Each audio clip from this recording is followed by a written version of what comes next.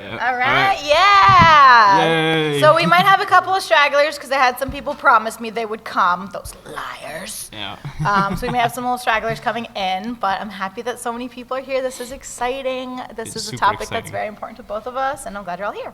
Yay. So who the heck are we? My name is Erika Teal, Teal like the color, easy to remember. Shout out to my husband for that one. I am a teacher of students with visual impairments. I work for an agency called Future Insight in New Hampshire. I am itinerant. I drive around to different schools throughout the state and provide services to kids with visual impairments. My shirt says World's Okayest Braille Teacher, which is part of my job. But my job actually covers a lot of stuff. Everyone is just like, oh, you teach Braille? And I'm like, hold up. Asterisk, because I teach a lot of stuff and I do a lot of assistive technology work, so screen reader technology, using different apps to help you with some of the apps that Scott is going to be demonstrating. I teach that kind of stuff. And I also teach, like the panel says, sensory skills, how to use your senses to work around your environment. Braille is actually, compared to everything else, a small sliver of what I teach. All right, and I'm going to kick it over to Scott for his introduction. Hello, everyone. My name is Scott. I am a visual aid product tester. I test out technology for the blind and visually impaired. In addition to that, I run a YouTube channel called The Blind Striker, where I share everything that I get to beta test. So everything that you'll see today is stuff that I've covered on my channel and got to test. So enjoy. Let's do this. It's going to be some fun stuff. It's going to be some fun stuff. My shirt says, if you can't see it, it says, keep calm, join the dark side. Yeah. We got some Star Wars vibes, and you'll understand why when we get to the product testing part. I'm so excited. All right, so the presentation breakdown. I always start my lessons with a breakdown of the lessons because that's a good way to help students conceptualize what they're going to be doing that day. So here's your lesson breakdown for today. First, we're going to explain the 3 sensory modalities. That's the boring part. Next, we're going to explain how touch can allow for access to games and how touch-based games can improve tactile skills. Then we are going to talk about how sound can be used by students and gamers to help navigate. Then we're going to talk about games and gamers that use sensory skills to play. And then Scott is going to demonstrate some assistive technology tools. Ooh. All right, so the 3 sensory modalities. So a sensory modality means the senses by which you interpret media specifically. You do use all of your senses, that's why they are senses. You do use your sense of taste to help identify things. You do use your sense of smell to help with your surroundings. I forget, there was something the other day that happened where you smelled something that had changed in the room, and I was like, no, you were like, is there salt on the table? And I was last like, night, you're like, I smell salt. Where's the salt? And I was like, I didn't even smell the salt because I, as a sighted person, do not think about smells the same way. I love telling the story about Randy, my CEO. We were at the Christmas party, and I put on my hand sanitizer, and he said, did someone else just come over? And I was like, no, it's just us. He's like, well, I smell something different. I was like, oh, I put on my hand sanitizer. So you do use those senses in ways that, like, sighted people don't always think of. But the sensory modalities, we're focusing on visual, audio, and tactile, because those are the ones you use in education for consuming media. I don't teach kids how to smell a book. All right, so for visual, only 15% of people have no functional vision. So when we say blind and low vision, we're apparently the current zeitgeist is to move away from visually impaired toward blind and low vision. So most people do have some level of functional vision. It is not very common to have no light perception. You have no light perception, right? No, I do not. I have cataracts, and I have scar tissue from like my cornea. So really, all I can see is just kind of dots, I guess, from the scar tissue. So I used to have light perception, but as the years came and come and gone, it's definitely gotten worse, and that's unfortunate. But at least I get to do new things, right? Test new things and have fun. So there are modifications that can be used to help support visual access. So my students, all of my students do have some level of functional vision, and we do have a lot of supports designed to help with that vision. They may be a dual media learner, which means they're learning Braille and visual learning through assistive technology. So things like large text, formatted text, the color and contrast, and the type of font. I was just at the accessibility gaming video game meetup, and I slammed my hands on the table and was like, guys, please stop using serif fonts. They are very visually inaccessible. Yeah. Please use normal, boring fonts. So I work with that kind of stuff. I use, as you can notice, non-serif fonts on my presentation on high contrast backgrounds. Page blockers, where you cover up certain parts of the page to kind of reduce that clutter and help them focus on areas of the page, especially if you're giving them a map. Please don't give my child a map of the United States and say, find New Hampshire. Yeah. I mean, Stop it. what's cool too is, sometimes with the recent iOS update, they added the ability to remove certain things within Safari. So now you can remove the clutter, and basically it makes it more accessible. It's not complete. Yeah, there's not so much to stress you out. Yeah, and what's cool, what else is that unfortunately you can remove the ads, but when you close out the page and open it again, it does show up, so you just have to go through it again. But anything else that's permanent on the page, it will be removed for next time. So that's really cool and very helpful. That's super cool. Yeah, exactly. Yeah. There's also line readers, which are, you would have like a slot on like a ruler-shaped thing with a slot in it to kind of slide it along to be like, here's the line one at a time to really help hone in your vision. Handheld and standing magnifiers, that's most of what I do. So a handheld magnifier, you would think maybe something like a tablet or even smaller like a phone that you can use to hold over your paper and magnify. A standing magnifier is a screen that has a camera you can angle. So you can angle it down to look at the paper in front of you. You can angle it forward to look at the board. That way you can still use your vision magnified, but you won't need the extra access to stuff. Also, color filters are very helpful as well. That one's one you I love out. color filters. Yeah, you want to touch on color filters real fast? So basically, for phones now, you can do light and dark mode. And I personally keep my phone on dark mode just because it's a lot easier. But really, whenever I did work in school, that's how I'd have it. I would have it as a dark background with white color or letters. Jeez, I can't talk.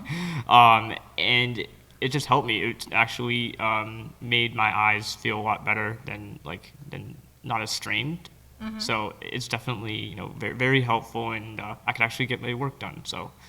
And I always love saying accessible means anyone can use it, not that is for disabled people. It just means anyone can use it. So raise your hand if you also enjoy dark mode on your phone, or literally almost every hand. Let's go. Almost every hand in this room just went up. Yeah, I love dark mode. You I know. love dark mode. Especially at night too. When you wake up at 3 in the morning, you check your phone, and you just you get fried. Yeah, you get fried. Yep.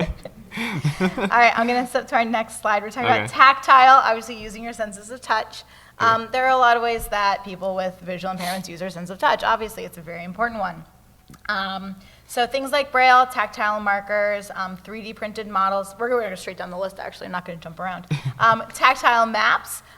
Some cities will have tactile maps. Disney World Epcot has a tactile map of all of Epcot, and I was like, that's really cool, because I'm a nerd. And then you had some experience with those. So last year, I actually got to go to DC and talk to our state representatives about some bills that were going to be passed.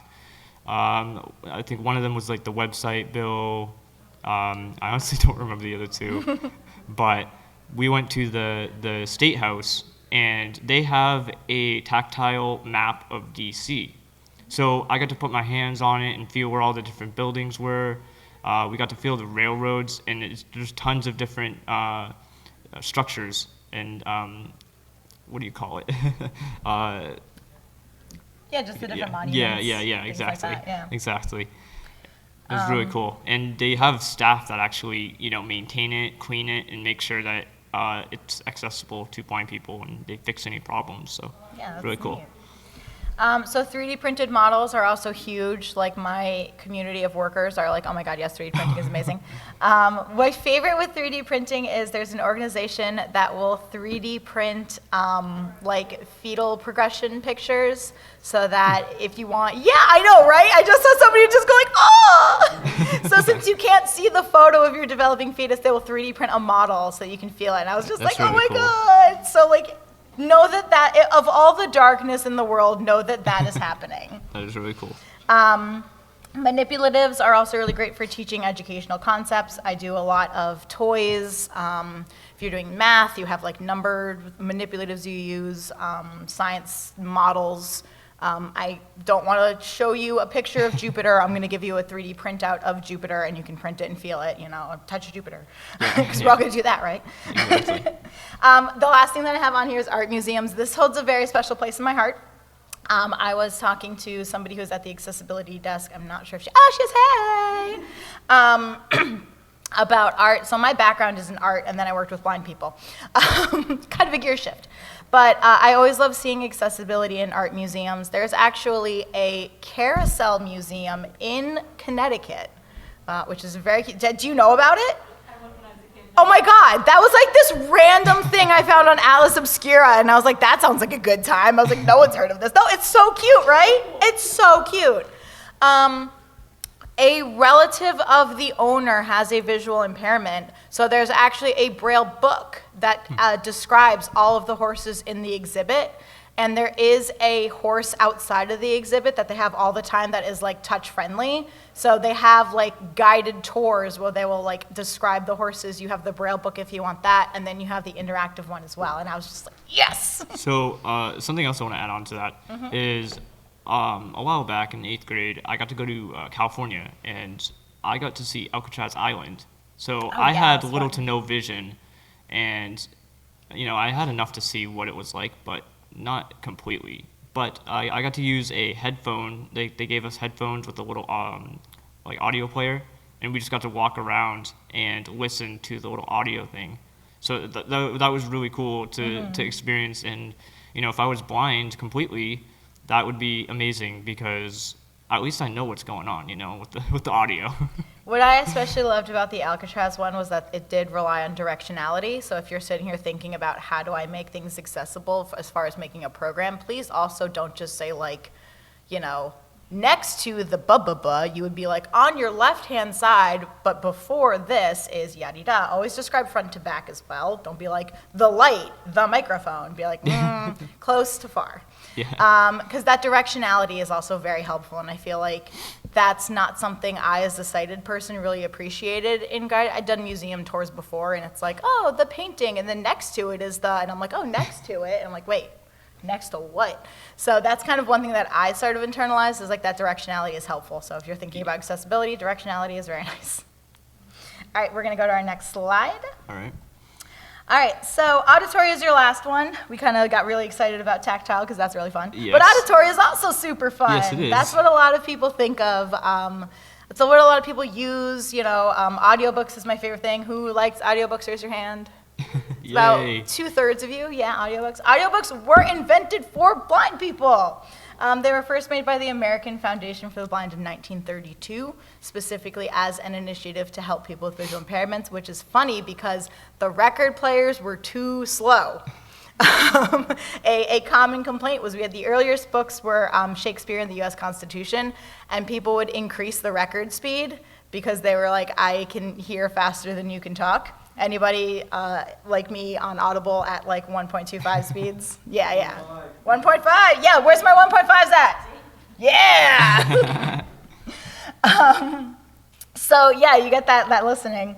Text-to-speech and speech-to-text software are very essential. A lot of screen readers. There's built-in ones and ones you can download. I'll touch on those a little bit later. You want me to talk about the audio descriptions when using Seeing AI? We're going to talk about that one down the road okay, a little bit. sorry. Yeah. That's okay. All It's right. later in the slide. Okay, cool. And using audio cues for orientation and mobility. Quick aside, I'm going to say O&M because I'm going to forget that you guys are normies.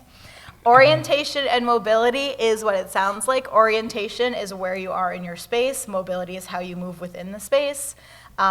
Orientation and mobility is actually a different profession from what I do, but there's a lot of overlap. I've been joking all weekend with Scott that I'm not an O&M, so I'll like walk him into something and I'm like, sorry, I'm not an O&M. By the end of the, she's like, by the end of the day, I'm gonna know my left and right. Are you so good at left and right by the end of this? For real. I'll like forget, like, oh, sorry, there was a step there. or last night when you walked into a pole. Oh, sorry, it was aside slanted. from that, I'm a good person, I swear. Awesome. I'm just not an O&M. It was awesome. But yeah, you use auditory cues for orientational mobility. When you hear cars coming, you know that there's probably a car about to hit you. Yes. When you hear somebody talking behind you, you know there's somebody who's probably behind you. And then using it for moving around your space, you can hear if you're getting near something or far something and things like that. So that's how you use your sense of hearing in your space. Yes. So now we're going to take all three of those, well, we're not going to do vision because that's kind of self-explanatory. Yep. But we're going to take tactile and auditory. I'm going to talk about tactile in teaching, tactile in gaming, then talk about auditory and tactile and auditory in gaming. So you get to see how they kind of overlap and how I like to do that in my work because playing games is fun. Oh, yeah. Everyone loves Mrs. Teal because I play games all the time. I'm a great teacher. I'm the fun teacher. A fifth grader called me the fun teacher. Oh. Sorry, you're saying? I was gonna say when I first met you, like I thought that's all you did. Like I didn't know you did like went to schools. Like I thought you just met with kids. Played games all day? Yeah, pretty much. God, if only. Oh yeah, that would be cool. That would be the best. That would be fun. Yeah. Can I do that job? All right, so tactiles in teaching. The things that I do to teach tactile skills, we work on touch tolerance, figuring out how to get you to interact with things. That's especially important in early intervention, like handling with babies, because if you are blind, your reflex is not necessarily going to be to reach out and touch something that you don't recognize. So there's a lot of introducing touch. Vision inspires curiosity. You see something, what's that? You touch it, and you're like, oh, that felt squishy. I don't like that. And that internalizes in your brain. But if you can't see it, then you're just like,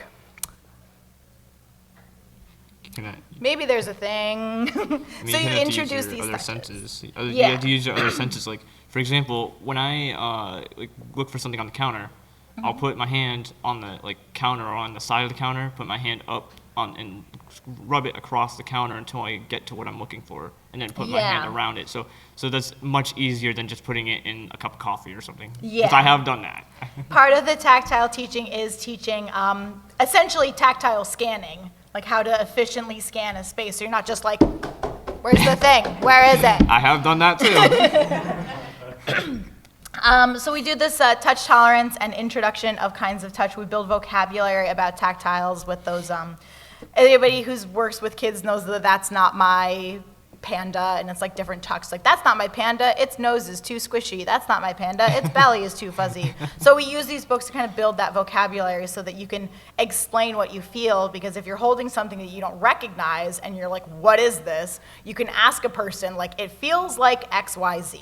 And you can kind of start piecing together. You can ask them, like, is this an animal? It feels fuzzy. And they're like, no, it's a toupee, which is kind of an animal. But you have that vocabulary to explain it. I use sensory toys, lots of sensory toys, different kinds of fabric, texture squares, like 3D printed squares with like different things that feel nice. I rub them all the time. I play with them at my desk while I'm at conference meetings, the usual. Tactile maps, like Scott was saying, those are helpful. Yes. I do a lot of modifying grids and graphs for worksheets. You can use these things called wiki sticks, which are like pipe cleaners but made out of wax. So they're bendy and sticky. So you can use it to outline areas of interest, tactile maps, spacing off like grids. If you're doing like go north 5 squares, you use those to outline the squares. Something that's really cool too is that I had used like this grid. Who remembers like the plot where you had to like look at the 2 different numbers, like negative the 4. scatter plots? Yeah. So we would have that, and it's like 4 sections. 2 on the top left and right, and bottom left and right. And all those little squares where you like actually point them was all tactile. That's nice. So I got to use that, and I also had. Notebook paper that was also tactile, which like raised lines? Yes. Nice. And the plot points were raised as well too, so cool. Very helpful. Yep. So I also will use tactile markers, manipulative and real world objects to build concepts. If I'm telling a story about a dog, I give you a stuffed dog, so you know what I'm talking about. If I'm telling a story about a missing mitten, I give you a mitten, so you know what I'm talking about. Things like that. Obviously, teaching Braille as well. All right, so next slide. Tactile and gaming. I hate making PowerPoints. This is the one picture in the entire PowerPoint slide. I hate making PowerPoints. I'm always like, it's accessible because it has no pictures. You're not alone. No, I'm lazy. It has no pictures. The picture is of catching a sea bass in Animal Crossing. It is the Animal Crossing villager holding a sea bass saying, I caught a sea bass. No, wait, it's at least a C+. Bum, bum, bum, bum. And I put that specifically because that's what I think of when I think of haptic feedback in video games. Oh, I'm getting ahead of myself. Yes, you are. I am, because modified board games comes first. Yep. I just get excited because the picture is really cute. So I did a whole panel, I've done it 2 times, about modifying board games to be tactile. This is like my special interest. I love taking board games, figuring out the tactile markers, the way that you can tell the pieces apart, the way you lay out the board games, tactile cues on the boards. 64-ounce games does a lot of amazing work with like heat-formed overlays for boards where like different lines are raised. The one for Pandemic is cool because it's all the countries and all the paths connecting them. I will say the Monopoly board game is very tactile. At least when it comes to finding your piece. I always love playing as the hat. You feel the hat, yeah. It's good because they feel like different things. Yeah. Like that's a really like known for like make different pieces. They and feel even the different. houses too. Like you may not be able to see the color, but some are smaller and some are mansion size. So you'll be able to tell. So that's very, very helpful. And then you can just use your other tools to figure out what color they are. So. Yeah. So I can quite literally talk about modifying board games for an hour because I've done it at 2 MAGFests and 1 Vision conference. So we're going to go back to what I was talking about with haptic feedback. Yay. What I love about the haptic feedback for Animal Crossing is if you don't know the game, when you are fishing, you see the shadow of a fish. And there are different sizes of shadows that give you a hint about what rarity of the fish it is. And a lot of the rare fishes have really, really big shadows, and you're like, oh boy, I'm gonna get one of the good ones. So you cast your line and you catch it, and you get the haptic feedback as it pulls back against you. The sea bass has very weak haptic feedback. So you will have that moment where you're like, oh God, it's a sea bass, isn't it? And you draw it in, and lo and behold, it's a sea bass. Yep. That's cool. So I always like pointing that out as like, that's haptic feedback in video games. I remember, aging myself, when the Rumble Pack came to the N64. Does anyone else remember that? Am I alone? Okay, good. I got a little scared. I remember how huge that was! Playing Donkey Kong 64, and you're doing your jetpack with Diddy, and the thing is shaking. Oh my God, it's great. It was before your time. He's 21, you guys. Yeah. He's a little baby. Yeah. So I remember like the introduction of haptic feedback and how like cool that was and engaging. It is amazing. And it's also great like for this gaming, for like fishing. We're going to talk a little more about haptic feedback in another part of this as well. Okay. And we are going to talk about haptic feedback because of your cane. Yeah. So this is now the Scott Show. Yay. He's going to tell us about his cane and the company that makes them. Actually. I'm going to start by finding your cane. Yep. I got it. So. Scott, before we get started, I'm going to ask you, do you feel more comfortable going onto the ground in front, or do you want to stand where you are? I can go in the front. Okay, I'll walk you down the stairs. Yeah, please do. Yeah, no, I'm gonna fall down the stairs. Go for it. All right, got your arm. So there is a railing. It's 3 steps down. Very good. Yep. Got one. Great. All right. You're going to turn, and you are going to do 90 degrees to your right. All right. I'm going to get my microphone, but you can start. All right. So this is the light sword blind mobility cane. Light sword, because lightsaber is copyrighted. So this is made by a guy named Steven. Hold on. Poirier? Poirier. So this is made out of Star Wars toys, collectibles. And he makes these by imagining himself doing it. He's blind. So he can't see really what he's doing. He can only see light colors, I believe. And this is technically a telescopic cane. So there's tons of different pieces I can remove. I can remove the handle, get to the battery. I can remove the actual handle part from the hilt. And then I can remove the hilt from the actual blade. And I could put a fighting sword blade to change it. We all really know what it is though, right? Of course. So his newest cane that he has is actually haptic feedback. So, for example, I'm gonna turn this off for a sec. I'm gonna put it on mute. I put it on mute. I don't know what's going on because I can't see. Exactly? Well, haptic feedback allows you to know what is going on with the cane, and you have to listen to the, well, not listen, sorry. You have to feel for the different haptic feedbacks to navigate through the cane. So it's really cool that he does this, and it's really amazing to see someone that makes these, and I really love mine. And we do have his business card if you're interested in one. Yeah, All right, I'm going to put the mic down and walk you back up to the stairs. All right, cool. He's a great guy. Do you answer questions right now or later? Can we save them for the end? Yeah, save for the end. Right, I'm going to grab your arm. Great, now I'm going to figure out how to turn this off. Okay. Take one side step to the right. You're not at the stairs yet. Okay. All right. It's okay. Take it slow. Take it slow. All right. There's the stairs. You have the rail. The rail. If you guard, you're going to get to the rail. Oh, I got 2 rules, okay. Yeah, do it on either side. I probably should have specified that. I'm not knowing now. I think we made that clear.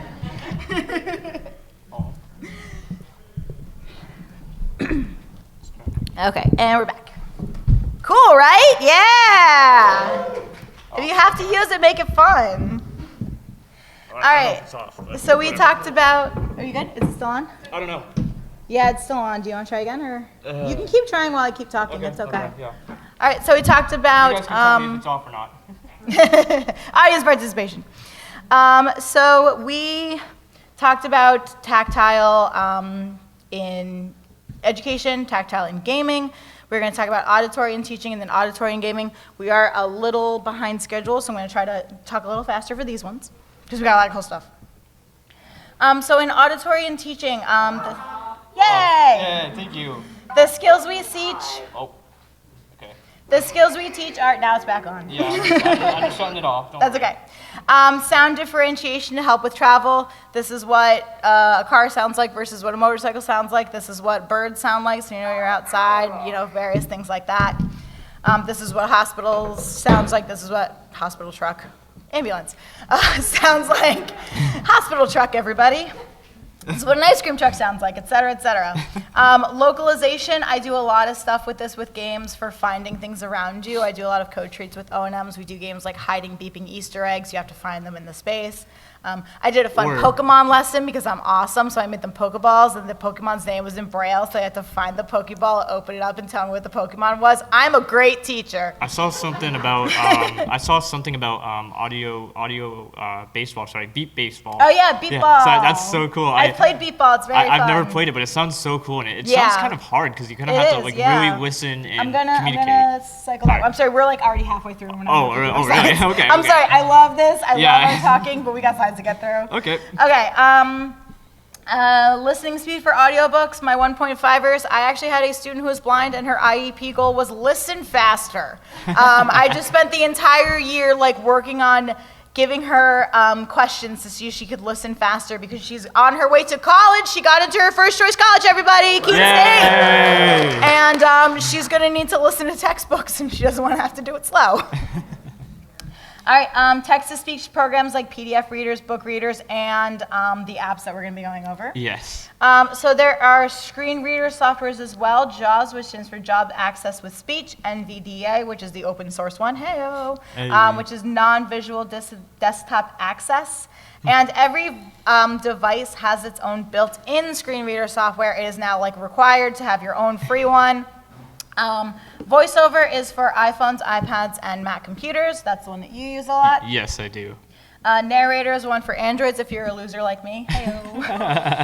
Talkback is what is, Narrator, Talkback is what's on the Android phones. Narrator is what's on Microsoft computers. Chromebox is terrible. Chromebooks were a mistake. That's my teacher hot take. Don't. Whenever a school's like, oh, how do we make this more accessible? I'm like, don't. You just get a different computer, please, God. They're terrible. Chromebox is a terrible user interface. It's really bad at reading screens. We're done. I'm gonna stop. Auditory and gaming. So those screen readers we just mentioned can be used with games. Xbox is Microsoft, so it is fully compatible with narrator. PlayStation made their own. As of the PS5, it has its own screen reader. Nintendo does not have one.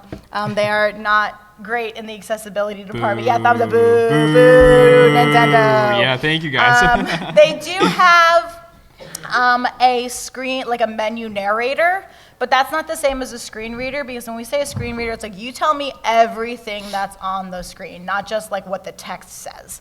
Like if I'm toggling through, I need you to say like OK button or like back button. If you just read me what's on the menu, that's not as helpful. No. So Nintendo's like halfway there. Yeah.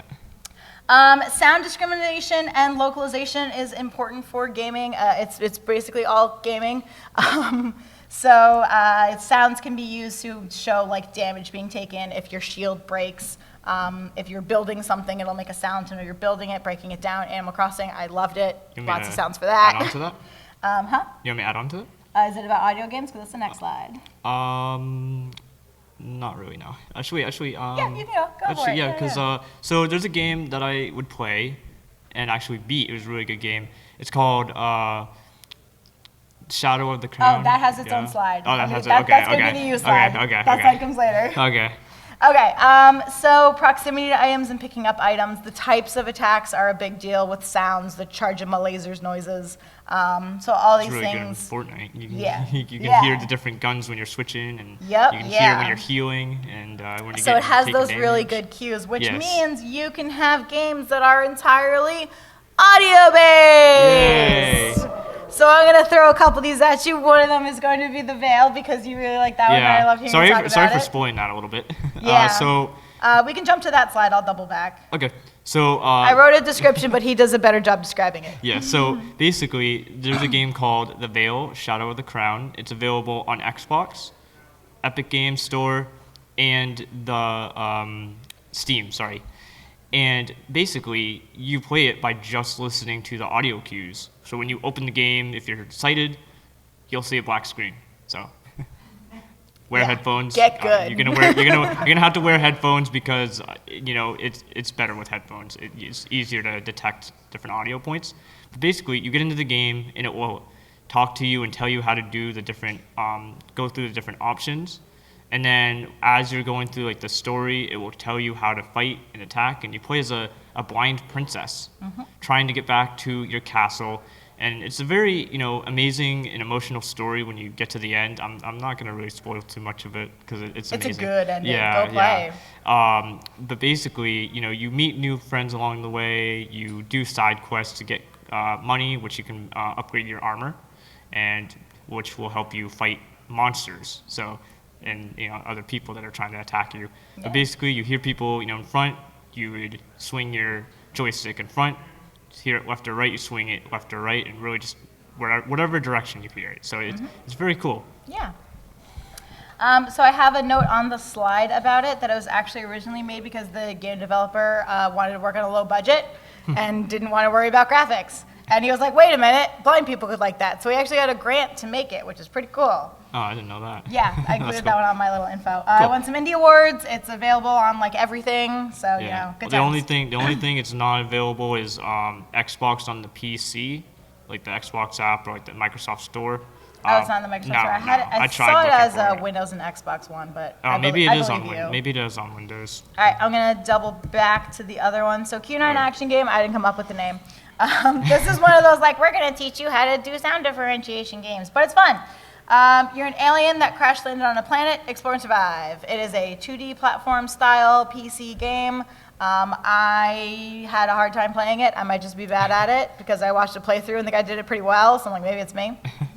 It's the same kind of thing where it's just a black screen and your arrow keys and spacebar as you try to navigate this space. So there's monsters that attack you. There's like rustling as you're going through certain kinds of foliage. There's a sound where you're about to fall off a cliff. I fell off a cliff a lot. That sound will haunt me in my sleep. Yep. There's no tutorial. I had to learn that was the fall off the cliff noise after several rounds of play. That sucks because the other game I mentioned, it has a tutorial and you Yeah, this get is taught, not but like a Like, this is not the same kind of game. well, I thought it was a lot similar. No, it's a lighthearted like kid game basically. okay. But I just There try still to should be find a tutorial. ones that I can speak to because there are like a lot of audio games and like I want ones I have like experience with. Yeah, I'm gonna plow through though. I'm I gonna don't keep know anything plowing about through PC. these games though because we're getting Yeah, low on time here. yeah. All right, a blind legend. You're Edward Blake, a blind knight. This one's really fun. I made all of my coworkers download it for their kids. It's that same kind of idea of you are a blind character. You have to go find your wife. She was kidnapped. Your daughter Louise acts as your guide through the game. You turn on the app. I have it on my phone and my tablet. You see nothing. It is a black screen, and you hear her talking in your headphones. You have to navigate through. You swipe on your phone to, you drag your finger to do directions. You swipe to attack and block as you fight your way through towards saving your wife. It's a very fun game. It's free, I think, still. I don't know, it was when I downloaded it. But it's very fun. If you want an introduction to audio games, that's like pretty easy. It's very hand-holdy. You have to start the tutorials nice and slow. Yeah, it's cute. It's fun. Highly recommend it. Circus Master's Revenge. Yeah. I found this one. There's a disclaimer in the beginning that it's specifically for teaching O&M and sensory efficiency skills, which is funny because it is not for kids. I was like, oh, that sounds fun. No. Nope. You're a blind guy who's out for a walk. You hear a circus. You want to go visit. You get kidnapped. You have to shoot your way out of this killer carnival. Yay. I was like, oh, all right. I'm not teaching this one to my kids. So I had it on my tablet. You have the carnies coming closer. You can hear them looming menacingly, making various noises. You have to turn your whole tablet, took me a while to figure that out, and tap on it to shoot them as they're getting closer. So you're just sitting in your chair, turn. That must be They very go above you. awkward. That one took me a long time to figure out because sound localization also goes up. And you just go through and you shoot them as you try to get your way out. It must be very awkward on the tablet. It was very awkward on the tablet. Yeah. If I had an iPhone, it would probably be easier, Oh, but yeah, I just have yeah. my tablet. Yeah. All right, Vale, loved it. Blind Drive, I didn't play this one, but I watched the trailer, and it is unhinged, my friends. Go watch the trailer. You're kidnapped and forced to drive blindfolded against oncoming traffic.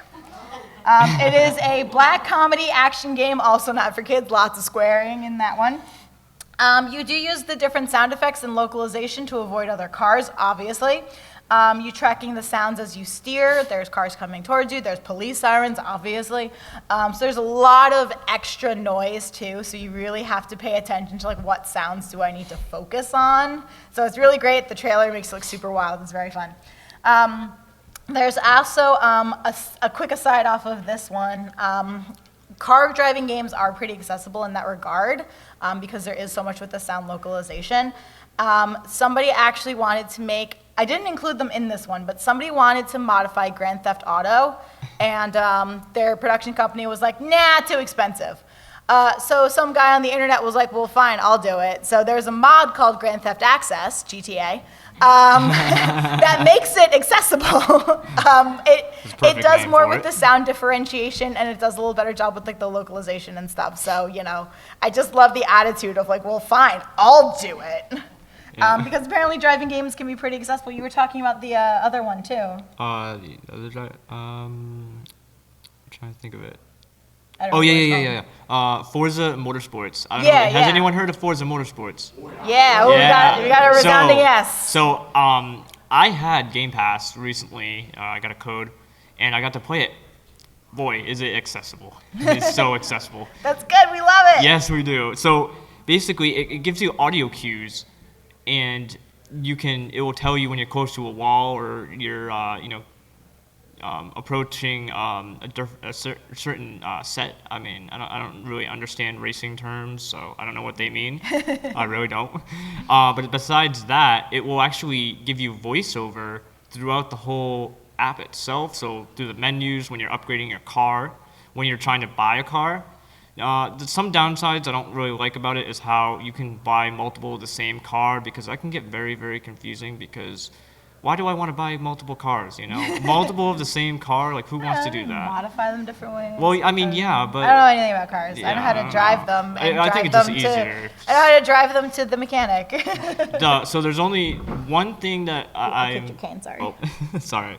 So there's one thing that I very dislike about it is you can't customize your car, paint it, because it's not accessible. So Microsoft, please fix that.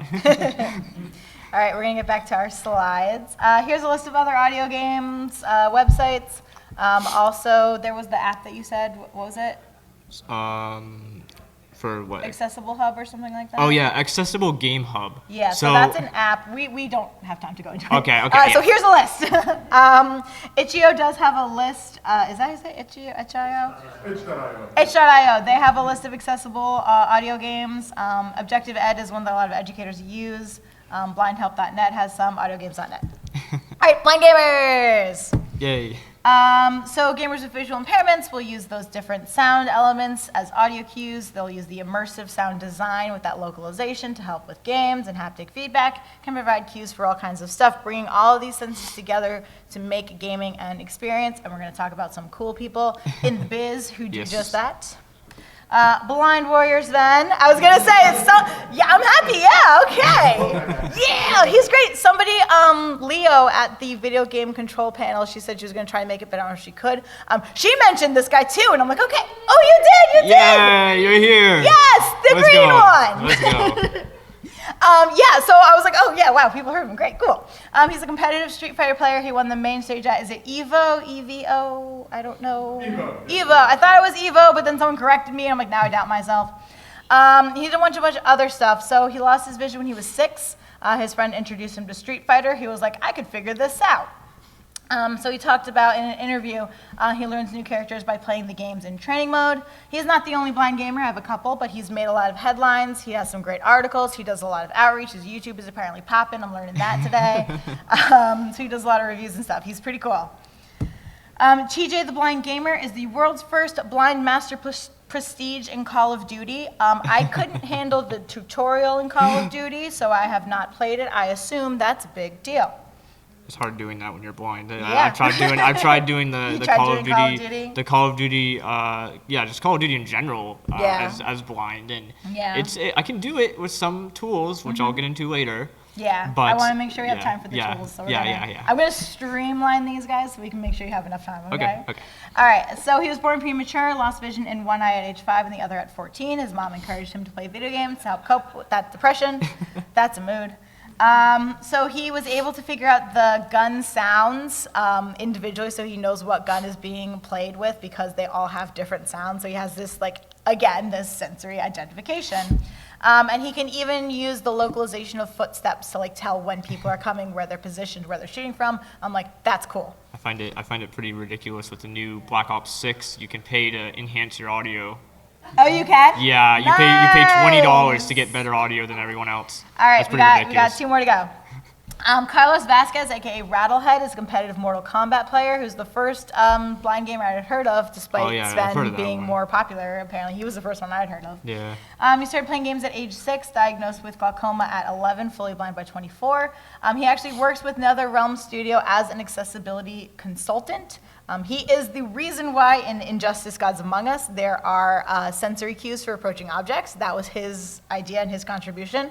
And he also talked about audio cues in that game as well.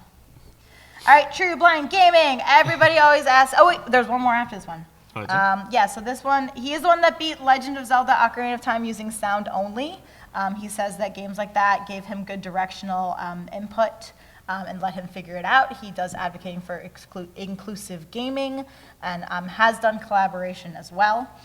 He was diagnosed with cataracts at 3 months, developed scar tissues after surgery. Lost vision is left eye at 5 and left eye at 5 and right eye at 10. Beat Oddworld and Legend of Zelda Ocarina of Time, which is an amazing iconic game. Last one, everyone always wants to talk to me about Minecraft. Because all of these kids are always just like, I want to play Minecraft. How do you play Minecraft blind? And the parents are like, Erika, please God, tell me how I can entertain my child. So Logic is a blind Minecraft player. He was born with underdeveloped corneas. He credits Minecraft with building his situational awareness. And he said that it once prevented him from getting hit by a truck because he's just gotten so good at practicing that sensory awareness. He participated in a Disability Pride Month channel on stream during one of their events. So he's pretty cool too. Check out his videos, lots of really fun videos. He's a really chill guy. All right, now we're gonna get to your stuff. Yay. With 18 minutes left, just to keep All our right. eyes on the time. Okay. So immersive sound design, virtual reality, metaglasses, apps, demo time. These are all the things that Scott has been testing and how they can relate into using games. So we're gonna try to keep it to 10 minutes, so we have 5 minutes for Q&A. All right. So I'm gonna let you what do you want? drive. What do you want me to start off with? So we showed the cane. We definitely wanted to talk about the way that you use Be My Eyes and Okay. You want Be to My AI. start with Be My Eyes? Yeah. All right. Let's do it. 3:44. Open Be My Eyes. So Be My Eyes is a software program where you can actually call out to people who can help you with assistance. So a blind user can basically put out a single of, I need help, and someone can call in, which I think we're doing right now. Yep. So normally I would call, a Be My. I could, use the app, tap on, call Be My Eyes. But now I can call Be My Eyes directly through the glasses, just by saying Meta glasses. the Meta We are Ray-Ban working smart with Meta glasses. glasses. And today I'm actually having a volunteer. His name is Aaron McElkey. He teaches AI on TikTok, and I think he's from Wyoming. And him and his class are actually going to be here today. Presenting, and I actually got to work with them recently. So let's see how this goes. Add to favorite. Call Be My Eyes friend. Back button. Oh, nope. Didn't mean to do that. Back button. Call a volunteer. Button. My groups. Button. So he is using an iPhone, he's using VoiceOver, and I'm looking at his screen, there's nothing on it. You can turn off the screen with a screen curtain, so it saves your battery, because you don't need to look at it. Why have your screen glowing when you don't need it? So this is all gesture swiping and that narration. Be My Eyes. Please wait. Finding the first available person and Be My Eyes friends. Speech off. So he should be on call, because he knows that this is around when we'll be doing this. Yes. If he doesn't respond, though, I am going to suggest we move on pretty quickly, though. All right. Which would be very disappointing because You and I are just both too chatty. We're both too excited about this stuff. Let's hope he answers. It's very disappointing if he doesn't, because I promised him I would do it, and his class would really love to see it. Yeah, I mean, we'll see how it goes. There's a little song that's being played. Yep.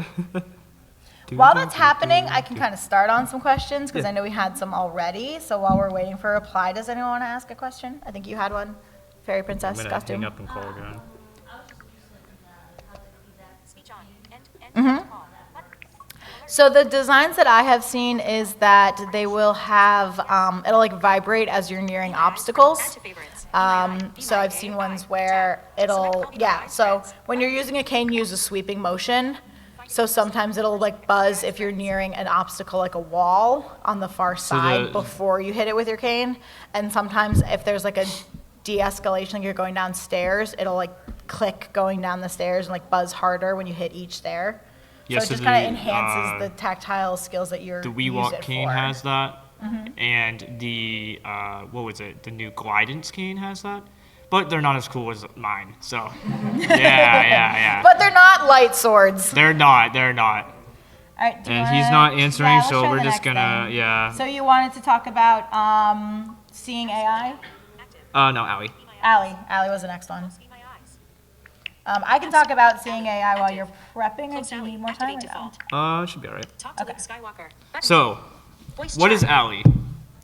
Allie is a AI assistant, but it's very unique. It's a lot similar to ChatGPT, but the unique thing is that you can customize your assistant's personality. So today, I have with me Luke Skywalker. In the Yep, flesh, on yep. the phone. And what's cool is I can give it information about myself. So, for example, it knows about my YouTube channel, and between the information about myself and Allie's personality, it's able to give me custom responses. So this is very amazing for, what is it? When you're at a restaurant, you type in certain things that you're allergic to for Allie to know about you, and you point your phone at the menu, it would be able to remember that and recommend you things based off of what you like and what you are allergic to in the custom personality that you made for yourself. So Seeing AI is another program. It's just not as personalized. It is just like you can take a picture and it'll scan. So do we want to have somebody come up and Luke Skywalker can describe them? yeah, so can we have someone come up here? Volunteer! Volunteer! Yeah. Yeah, I saw your hand up first. All right. So you're going to come up the stairs and stand next to us up here. We're going to take a picture, and it's going to give a description of you. All right. So do you want me to hold the mic like to my phone or what? Yeah, I can mic. All right. Standing right in front of me here. Skywalker. All Like right. your best. Voice chat. Preferences. Talk to Luke Skywalker. Hello there. Oh, It's great it's to not have a gonna catch moment it. to chat with you. What's on your mind today? So it's asking for the prompt. Oh. Hey Luke, can you tell me what's in front of me and describe it in a awesome, fun Star Wars personality that you got from me?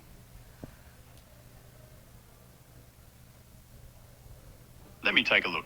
It looks like there's someone standing with a green outfit tied around their waist and a lanyard with a name tag hanging from their neck, seemingly participating in or attending some sort of event or convention. It's got that fun, lively, almost Mos Eisley Cantina-like vibe. So I can also ask Just let me follow-up. know. Oh. Can you tell me what it says on the badge that they're wearing? Flip your badge over. Oh, sorry. I Okay, didn't know. flip the badge over so it's easier text. Yeah. Let me Yeah. take a look. I'm sorry, but I can't make out the text on the badge from this image. Oh, Try it okay. again. If you can get a It might closer take it or too clearer image, I might Can be you able to take a help look more. again? I think you missed something.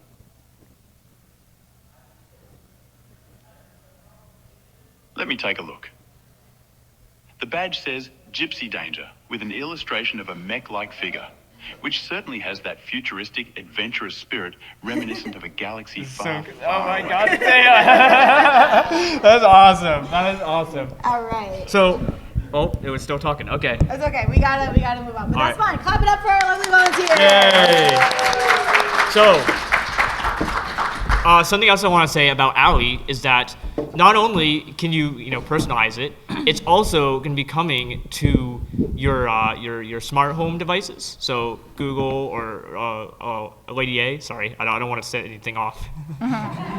So it's also going to be coming to watches and other wearable devices. I don't know exactly what, but we'll find out later once Envision talks about it. So Yeah. yay. Yeah. So these kinds of things are really great for gaming because you actually use Be My Eyes while you're playing video games. Yeah, so- to have a person like walk you through a level. Yeah, so you want me to talk about that a little bit? Briefly because we Okay, only got like 5 so minutes left. very, very quick thing is that I would use Be My Eyes, call a volunteer to help me play Warzone Mobile. So how many of you know what Warzone is? Like Warzone Mobile, has anyone Got a played couple. it? Got a couple. Okay. So Warzone Mobile, as you guys know, I'm sure, is not that accessible, even for those sighted people. I just say, hey Meta, be my eyes, and it will call through the glasses, and I just turn my head slightly so that they can see, and I say, hey, direct me to the enemies, don't walk me into walls, make sure I'm looking up or down, make sure I'm looking straight, and it's just amazing, because it just feels like I got like some sort of sense of like playing video games again, and I really miss it. I really miss playing Fortnite. I really miss playing Warzone, and I'm really excited to the technology that's coming, and especially with live AI on the glasses. It's definitely not the greatest in beta right now, but it's amazing. So Yeah. that's very cool. So in that same vein, Randy, my CEO, who I mentioned before, also told me about the time he was using Be My Eyes and he was playing Cards Against Humanity, and was demonstrating Be My Eyes to his friends and be like, hey, person who called in, can you tell me which card would be a funnier one to play in this situation? And then the person didn't want to hang up. So they just kept playing Cards Against Humanity for like a whole hour with this random stranger. That's on this awesome. That is app. awesome. They were like, but can I keep playing with you guys? I feel like and Be Randy My was like, yeah. I feel like Be My Eyes got to add some sort of messaging feature, because I've heard from people in the groups, some of us just want to talk to somebody. Yeah, we don't it's want we nice. don't always need assistance, but we just want to talk to somebody. Yeah. And I'll be honest, the Be My Eyes conversations I have, yes, I'll ask for help, but we'll talk about beta testing, because why not? Yeah. And as for things like Allie is something that he's testing, so I got to see it for the first time this time as well. Oh, it was pretty funny earlier. I do know with, it roasted me. Yeah, I got he the roast. He has an AI that's like a comedian, like a raunchy comedian. I was like, look at this person wearing a hoodie like it's Halloween every freaking day. And I'm like, we got to get a video of that. That was so cool. Funny. That was so cool. But, so I know Seeing AI, which is a similar thing. You take a picture and it can read off what it is. Very, like, creepily, perfectly detailed. It doesn't do the personalities like Allie does. But my experience with Seeing AI was... for gaming, I was reading tarot cards, and Randy took a picture of the cards, and it described in detail, like, the picture of the card. So he says he likes using that for, like, playing card games and stuff. So that's how you use that as text for games. One more thing I want to add on. And then we'll do questions then we'll do after, questions. 'cause we're almost So out of time. another thing with Allie, with the computer, is that it will be able to navigate you to web pages that may not be accessible. So you would just, it would kind of use like the live AI, I'm assuming, and you just say like, hey, navigate me to the login button, and it would be able to bring you there and tap on it for you. So I think that's really cool, and it's definitely going to be very helpful if I'm navigating through game menus that aren't accessible. Yeah. So. Very cool. Yeah. All right, now we're done. There was a lot to talk about. We were both so excited about it. Yes, we were. Thank you for letting us Thank be you there. very much. Are there any questions? Yes. Any questions? Hat. Thank you so much for all this useful information. Yeah, I'm happy to provide it. It's so fun. I was just curious. So my sister-in-law and my niece are both visually impaired, and they've been really wanting to play D&D. And so I've been preparing the campaign. I'm doing my best to use more sensory details and everything. And I was just curious, are there any specific things with sensory details or descriptions that you use that when you hear them, it immediately pulls you into the world? You're like, oh, now I'm there. Yes. Eiley, so the question is, what are some tactile elements you can use for enhancing D&D? The person up front is nodding emphatically that there's definitely these cues. You can get tactile dice. You can get those 3D printed for, if you have a 3D printer access, you can just get them for free with a group called Dots. They make 3D dice sets that are tactile, braille numbers, and also just raised dots. So you can get those for reading dice. They're a great company. And also minifigs are very helpful. You can get those setting pieces to really kind of make it immersive. If you are you playing remotely or in person? In person. So what I would suggest is looking up wiki sticks, you just get them on Amazon, or pipe cleaners to kind of map out that grid that you're playing on. So when you say something is 5 blocks away from whatever, your player can kind of feel where those blocks are to just really get them to engage with the playing field as well. All right, any other questions in the back? Are there blind and low vision gaming communities that you could recommend for people to get together? That's a good question. Do you have any that you know of? So honestly, I don't know, but I can talk to someone. So do you use the Blind AI group on Facebook? It's for a friend of mine. Oh, okay. I was gonna say because I can talk to him and see if we can create one because I did tell him that I was interested. He's like, okay, well you're gonna run it. I'm like, I don't know about that. I don't want to run it, but I will. I do want to do it. So. What was the name of the group? It's the AI. Blind AI. Blind AI. I don't know the exact name. It's some AI. We're not entirely sure. Yeah. What I would highly suggest, the question was about finding communities for blind gamers. What I would also suggest is checking out tags on various forums and Twitch pages. Some of the people that I mentioned in here do Twitch streaming or have active videos, YouTube channels. Go follow my Twitch. You can go see Blind Striker. Yeah. I'm going to put that up there so you know who we are. Yeah. And so a lot of them will have, there's certain hashtags you can follow, there was actually a hoopla in the low vision and blind community because blind playtesting and blind playing games is you play it without any foreknowledge about the game. And a lot of blind players are really mad because when they say blind run of their game, they mean they are blind. Yeah. So the tag that they would use to promote their contact as a visually impaired player was getting bogged down with blind runs. So they actually was like this whole pushback movement of like, please change that hashtag because we are blind gaming. So when you're doing a blind run of Minecraft and you tag it hashtag blind gaming, we're like, stop that. Yeah. So something else I wanted to say is that the Facebook group is AI for the blind. That's what it is. And Okay. the creator of the Facebook group is Sean. I don't remember his last name, but Sean. Sean. Yeah, there we go. All right, are there any other questions? With What's the up? Vegeta shirt. Street Fighter 5 and 6 have been like really great multiplayer with some of the Oh. Oh. Are there any other like Scott in particular? Any like Yeah. multiplayer games that is like really good? Gears. So these are, repeating the question, Sorry. multiplayer games that have really good accessibility. All right. So there's another game called Gears 5. Have you heard of that? Yeah. So that has some voiceover settings on it. It can get very tedious when you actually listen to like the users and you die. Just kind of like constantly reads the user every 2 seconds, so it's like it's very annoying. but I mean I've played it and it's very fun. Yeah. I'm just getting out my business cards and our ribbons, which say "Do not touch" in Braille because we are hilarious. So if you find yourself, do you want to hand me your business cards too? Yeah. So I got business cards. We're just gonna make a pile, Yeah. so you guys can just come up and take whatever sparks joy. Yep. So I got business cards for for myself, and then I also got the business cards for Steven's light sword canes. If you guys are interested in Can I that. take those and lay them out? Oh, yep. There's more of mine, so if we run out of Steven's, then just take mine, and I can tell him. Yep. Okay, are there any last questions before we let you all go? Okay. Yay. If there's any after questions, feel free to email me or Scott or talk to us in the hallway or Yeah. pounce on us, whatever you gotta do. So- thank you all so much for coming. Thank you. Check us out.